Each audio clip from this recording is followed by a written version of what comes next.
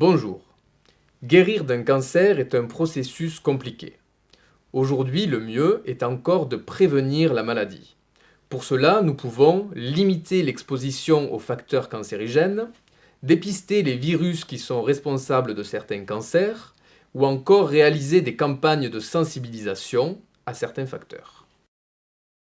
Pour lutter contre les particules cancérigènes présentes dans la pollution atmosphérique, nous pouvons utiliser des moyens de transport non polluants.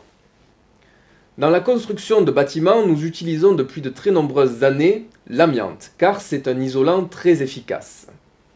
Mais des études épidémiologiques ont permis de mettre en évidence que cet amiante était responsable de nombreux cancers à cause de l'inhalation des fibres.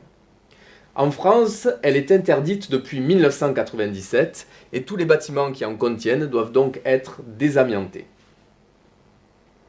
Le dépistage précoce des virus impliqués dans des processus de cancérisation permet de lutter efficacement contre ces virus et donc contre les cancers qui y sont liés. Par exemple, dans le cas du papillomavirus, impliqué dans le cancer du col de l'utérus, le dépistage doit être réalisé à partir de 25 ans, tous les 3 ans, par frottis.